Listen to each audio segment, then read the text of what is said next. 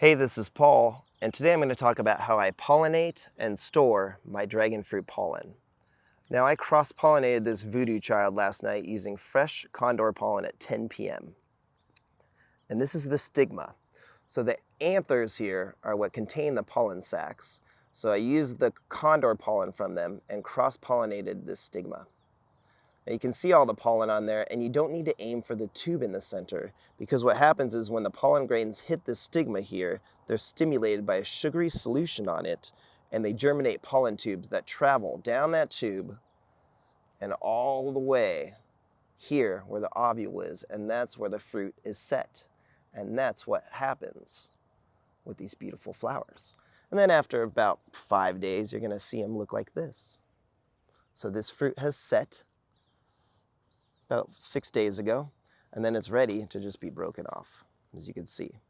And then the stigma will slowly dry up and fall off.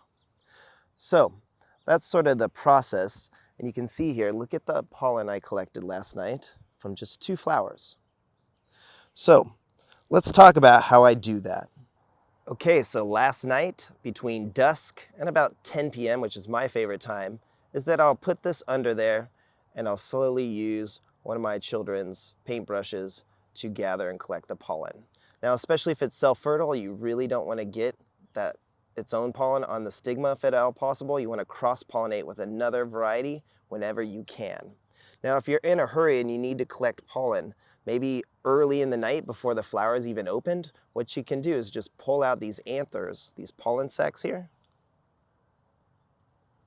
and then you can let them dry. And then you can shake them up or agitate them, and then the pollen will come off. You could see some of it on my fingers. Now, usually, I don't see any bees yet, but usually by dawn, if I wait to get the pollen in the morning, sometimes the bees will beat me, especially when it's a hot, dry summer. The bees will literally come and take all the pollen before I wake up. So that's why I like to collect my pollen in the evening between dusk and about 10 p.m. 10 p.m. is my favorite time. So what I did is I collected this pollen and I just sat it on our kitchen countertop overnight to dry. So it dries out. So imagine that being my kitchen countertop. I just set it there and let it dry, and this is what it looks like in the morning. So it's a bit more, it's not as powdery. You can see that what it is, it kind of clumps. I'd call it clumpy. So see how it clumps? And so this is the perfect time to store it in the refrigerator. So I'm going to show you what I do next. Okay, so now I like to agitate the pollen. I'm in the fridge. I'm going to try to just scrape as much as I can into this plastic receptacle. This is actually what I use from laundry detergent here. I washed it out really well because I like using these because they have these little spouts here, and I can bend it and dump the pollen, most of it, in pretty easily and save most of it. And I put it into these little plastic storage tubes that a friend gave me, and you can see I write the date and I write the notes for what type of pollen it is. And the key is you make sure it's dries overnight. If you put it in wet, it doesn't last as long. So I like to keep this in the refrigerator for about a week. You can see I have several of these little tubes here.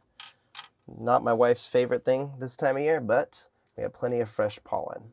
So this will last about a week. Some people even use things to dry out your storage containers. That's a great idea. Silicone packets work really well. But this is what I do, and I've been 100% successful for the past few seasons using this strategy.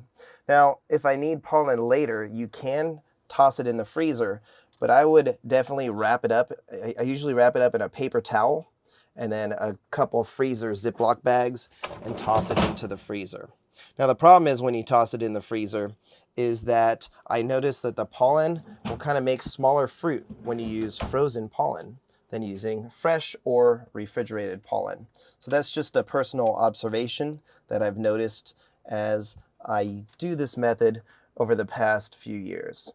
So that's basically my method to collect and store pollen. I hope that helps. Have a great day. Thanks for watching. Take care.